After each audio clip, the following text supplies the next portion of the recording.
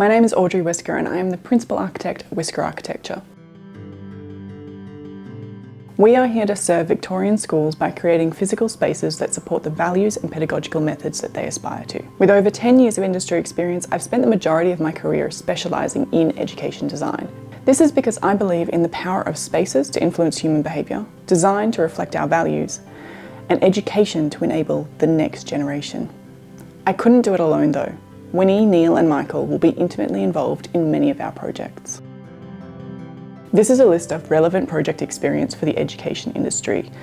Projects at the top are current Whisker Architecture projects. Projects below are the ones that I personally delivered in my role as Senior Architect at Clark Hopkins Clark Architects. Carnegie Primary School, Whittlesea Tech School and Wellington Secondary College all received Education Design Awards. Watsonia North Primary School, Bitton Primary School and Our Lady of Fatima in Rosebud, amongst others, are examples of master planning projects. Carnegie Primary School, Rippinley Primary School and Brighton Beach Primary School were also particularly challenging as they involved altering 100-year-old heavy brick buildings.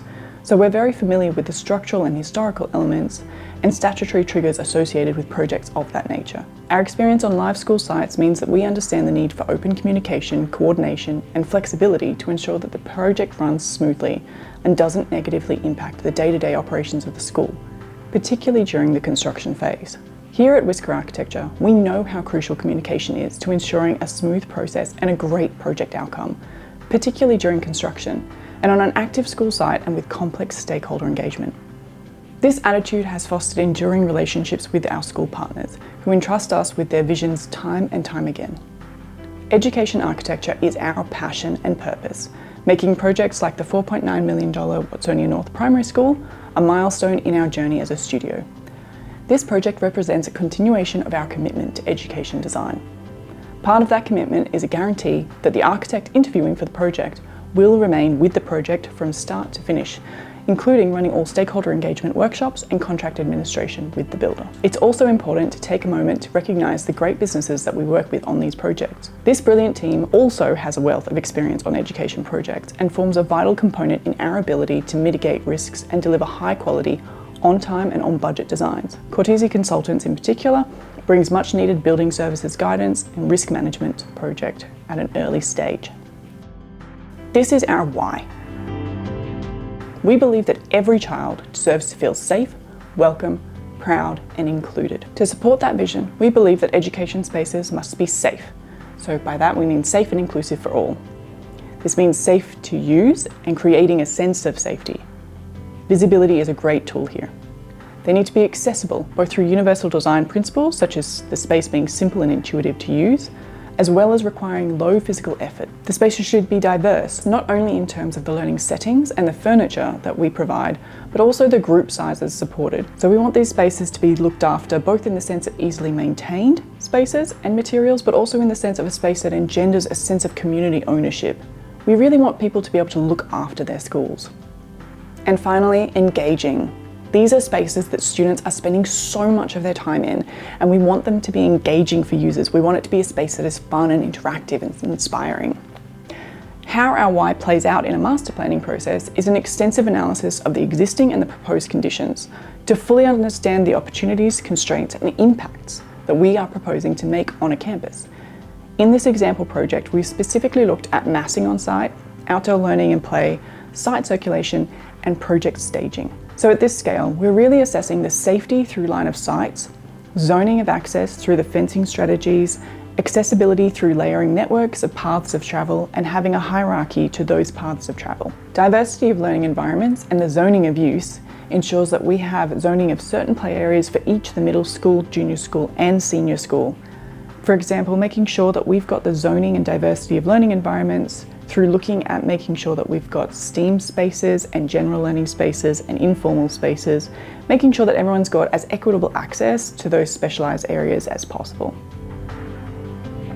We also look at community ownership, so that looked after factor. So we're looking for areas where maybe community ownership can come into things like a bush tucker garden or a sensory play area, or even who's going to be using the hall, maybe after hours, and how that will work and function. We're also looking at engaging and fun designs, so making sure that we have passive and outdoor spaces, as well as smooth connections between the buildings. We have a sustainability learning area, meeting spaces, hard courts, green space. We've got a lot of different opportunities squeezed into what in this case is a small suburban primary school. Combining those elements with climate and building science factors will guide us to create a functional ecosystem that supports the educational vision of the school now and through future generations. This is a great quote. All we can know now about the world that she will step into is that it will have challenges and opportunities beyond what we can imagine today. Problems and possibilities that will demand creativity and ingenuity, responsibility and compassion. It is difficult to fully appreciate the world that today's students will step into when they finish school. Technology is evolving exponentially, and that change is shaping society in ways that we may not possibly be able to fully predict. But what we can predict, and what the data is showing, is that there will be an even greater emphasis on soft skills or social skills moving forward. The jobs of tomorrow don't need workers, they need innovators and communicators. Classroom design has changed a lot since the Industrial Revolution, but not all classrooms have. We know that this style of didactic and explicit teaching is no longer what our students need. In the words of Stoll and Fink, many schools are good schools, if only it were 1965. But it's not.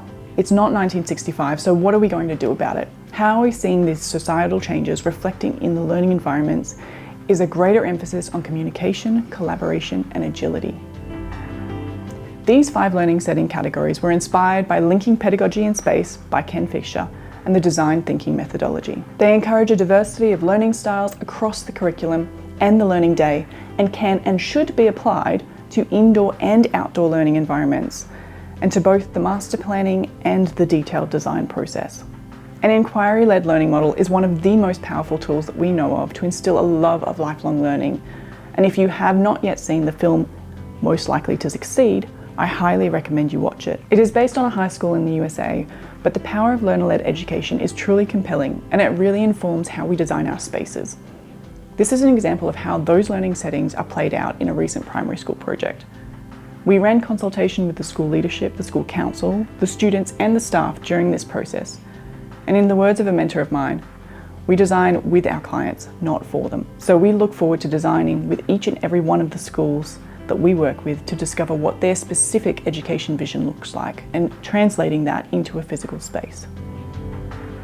When we work with these schools, we will be looking to integrate diverse and agile learning settings, include messy activity areas and presentation spaces, performance opportunities, team teaching spaces, acoustically isolated spaces for large and small groups, indoor-outdoor connections, withdrawal rooms, quiet reflection zones, and generally just sensory differentiation. In this project, we were looking at some grooved paneling so that when you walk down the corridor, you can touch the walls and bring yourself back to the physical world with some sensory stimulation. You can see here that we've also done a study of looking at different size groups in different spaces and how that supports the diversity throughout the day. So there are many different combinations, obviously, in these spaces, but just making sure that we're having conversations about how we can gather as a full cohort, where we can have small discussion spaces and where we've got intimate conversation corners as well, and how that works with the school and how they want to use the space. To me, this quote really emphasises the importance of the ability to transition between learning settings. One of the things that we see a lot in schools is that there is an acknowledgement of the need for different learning settings, but there's not always an expertise in how to transition between those learning settings. And that's where working with built environment professionals can really elevate a design. We understand not only which spaces we need, but when we need small withdrawal spaces, when we need larger spaces, when we need messy activity areas. We understand how to make those spaces work for the way that the learners are going to use those spaces, so that there are active and fast-paced spaces when learners need them, and slower and calmer spaces when learners need those. Creating quality opportunities to learn and play outside is a priority. Research shows that fresh air, sunlight, sensory experiences coupled with movement are all demonstrated to improve learning outcomes.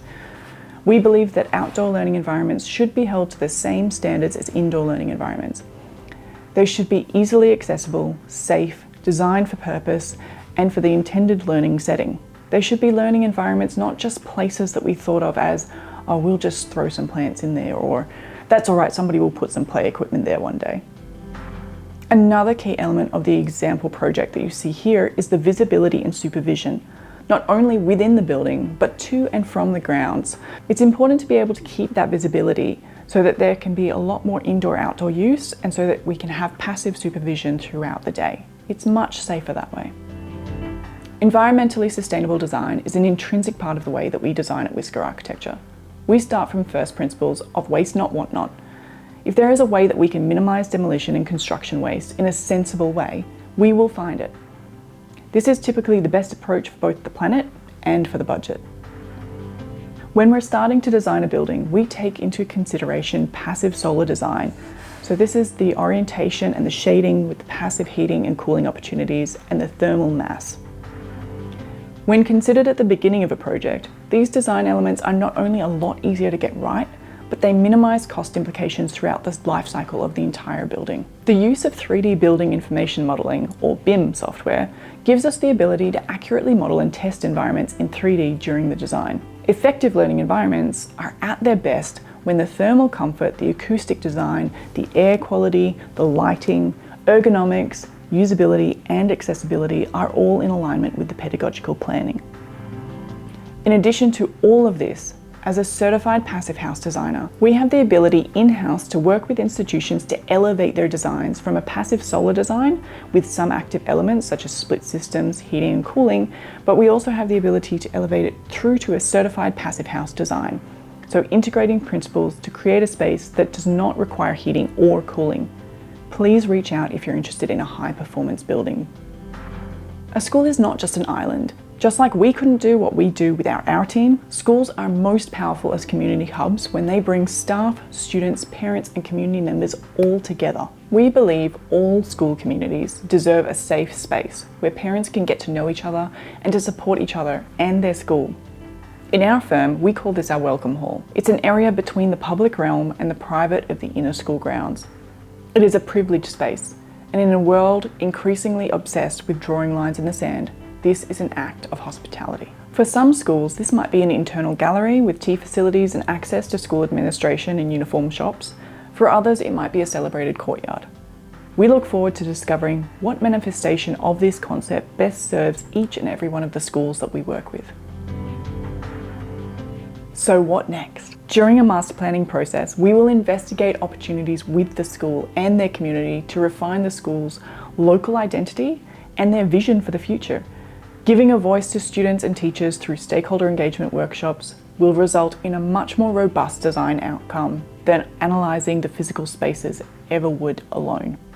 We look forward to establishing project control groups with the school and welcome all input from the school community to be a part of these discussions. Sustainability, risk management and cost management are going to be ongoing themes throughout this whole process. Risk management, everybody's favourite topic.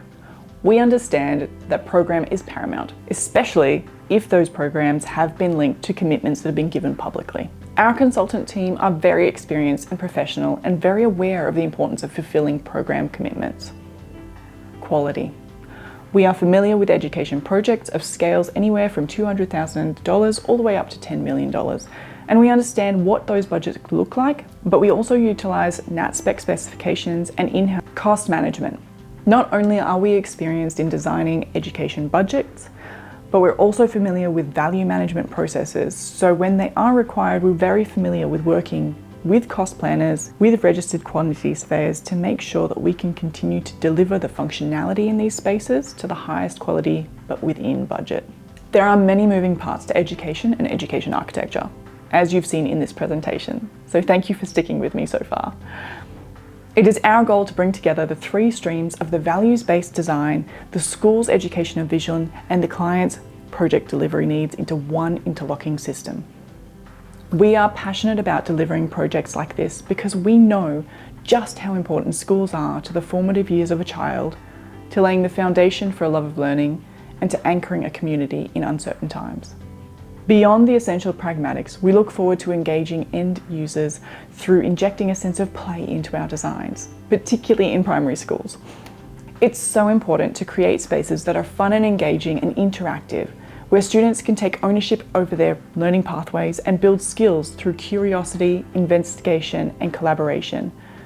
A school's students, teachers and communities' well-being and education thrives when they are supported by all aspects of their environment, and delivering that level of outcome is our passion. I would like to leave you with this one last quote. Those experiences will be shaped by adults, by peers, and ultimately by places, by the physical environments where she does her learning. As great supporters of the idea of lifelong learning, we really believe this applies to not only the students, but to the staff and the communities that our schools are based in.